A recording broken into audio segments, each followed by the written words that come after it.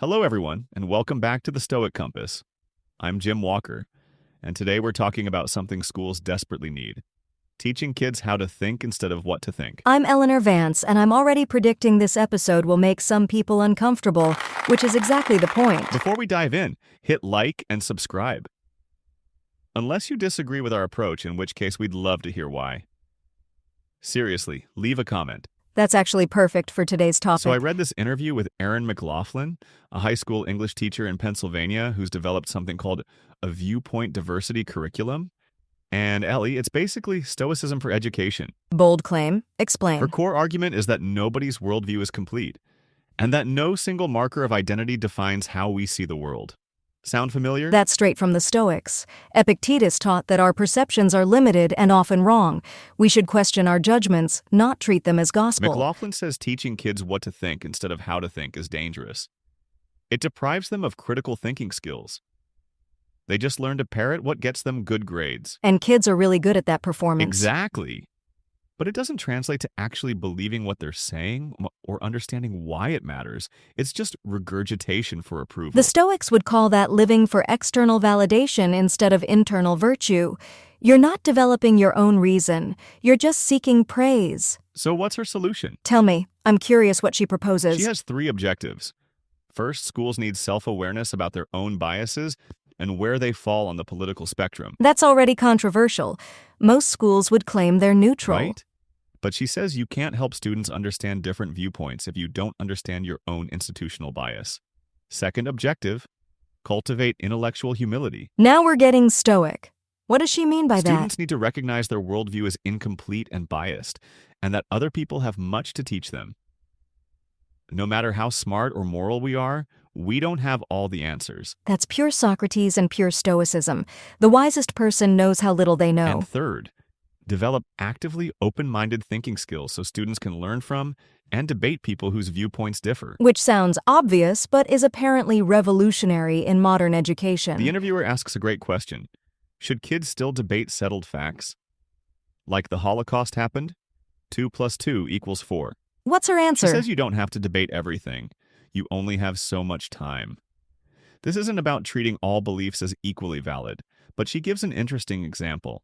I'm She listening. teaches a class called Literature of Success, where students define success for themselves. And she asks them, was Hitler a success? Oh, that's She provocative. lets them grapple with it. He could be described as successful. Time Magazine Man of the Year succeeded in his objectives for a long time before defeat. Everyone agrees he's evil, but successful by some definitions? No one ever defends Hitler in these discussions, I assume? She specifically says that. The example works because everyone agrees he's bad, but they have to grapple with the nuance. It helps them think critically about what success actually means. This is the Stoic practice of examining definitions. Marcus Aurelius constantly asked himself, what is this thing really? Strip away the emotional reaction and look at the facts. But she admits she's taking a risk. She says teachers are terrified to have these conversations now because people get offended easily and they're afraid of being canceled. And that fear is exactly what prevents genuine education. She says we have to be able to have difficult conversations where people disagree and everyone gets their say without pressure to voice a particular opinion. The goal isn't building consensus for the correct way of thinking. Right. It's increasing understanding amid different ways of thinking, because consensus doesn't actually exist. That's a crucial insight. The Stoics didn't demand everyone agree on everything. They demanded everyone reason through things honestly. Now here's where it gets spicy. The interviewer brings up that lots of schools are pushing anti-racism with a very specific left progressive understanding. And McLaughlin says what? She's on board with diversity, equity, and inclusion initiatives, but says it's a mistake to rely so much on demarcating students by gender, race, religion, or political affiliation. Because those categories don't determine how you think. Exactly. No matter who you are, you have a unique way of viewing the world, and it deserves a spot in the school. The Stoics would absolutely agree. They believed in the universal human capacity for reason, regardless of social categories. She also makes a fascinating distinction about equity. She doesn't think equity should be used with diversity and inclusion because equity is an outcome, not a process. And you can't promise outcomes, only processes. Right. But viewpoint diversity is the gateway to truly inclusive schools. Some schools are talking about belonging and mattering too, which she thinks is great. Those are actually positive psychology terms.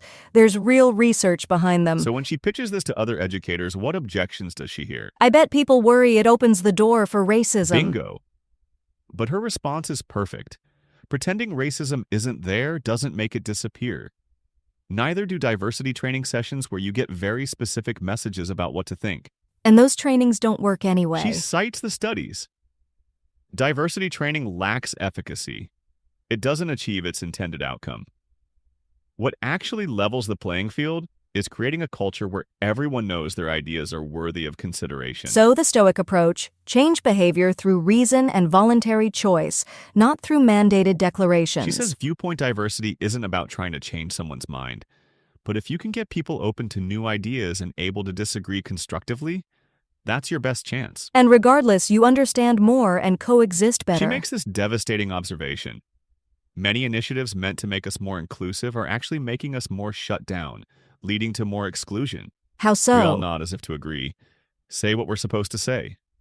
But as soon as we're with people we trust, we talk differently and wind up reinforced in what we already think. So instead of changing minds, you're just creating public performance and private resentment. That's the opposite of education. The interviewer asks about shame and stigma in schools. Can they ever improve culture? That's a tough question. What's her answer? She tells this painful story from Catholic middle school. She wrote a mean note about a girl. It was confiscated, and the principal made her read it over the loudspeaker with the girl's name blacked out. Oh no, that's horrible. But everyone knew who the girl was. So the punishment shamed both McLaughlin and the victim. The next day, the girl punched her in the head. McLaughlin says she thought, I deserve that. So the shame worked in teaching her the behavior was wrong? Sort of, but she makes a crucial distinction. It's useful to feel guilty when you violated a value you believe in, but it's useless to shame someone who doesn't understand what they did wrong. That's very Stoic, actually. The Stoics believed in rational persuasion, not coercion. You can't shame someone into virtue. She says what's more effective is finding out what a person does believe in and appealing to that value. Which requires conversation, not condemnation. You have to understand their reasoning first. So should teachers shame students or institutionalize stigma in curriculum? Her answer is no, I assume. Absolutely no. But she distinguishes between imposing a viewpoint and upholding institutional values.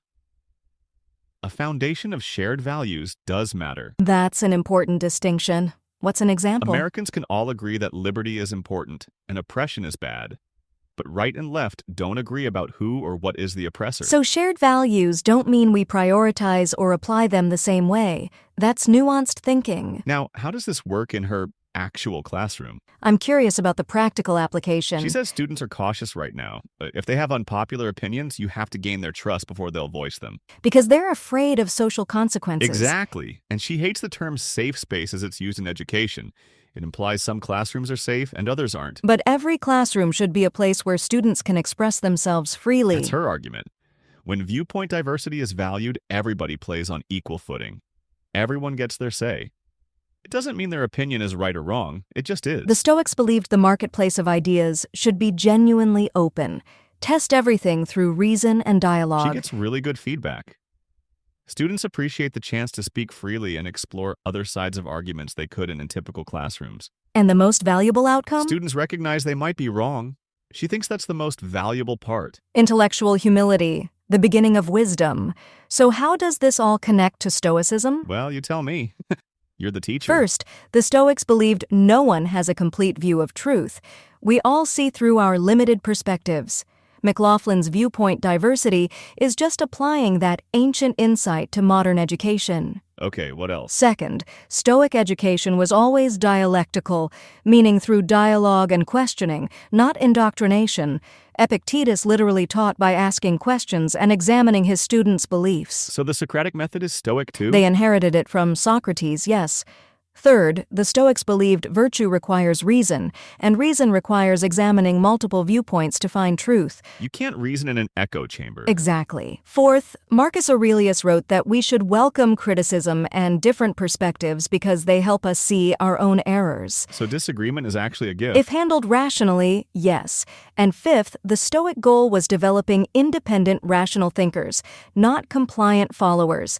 That's exactly what McLaughlin wants. This makes me wish I'd had her as a teacher.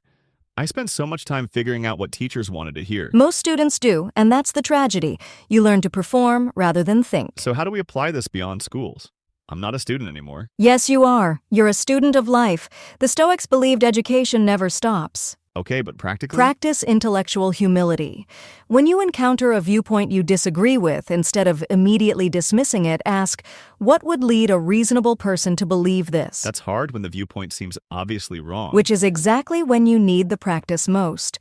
Seek out viewpoint diversity deliberately. Read things you disagree with. Talk to people outside your bubble. And resist the urge to perform for approval? Yes, say what you actually think, not what gets you social points.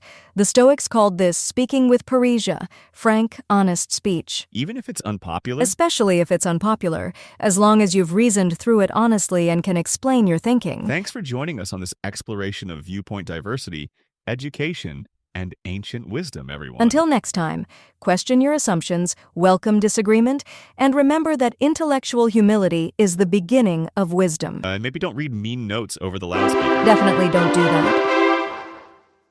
This podcast is powered by VoxCrea.ai, where ideas find their voice.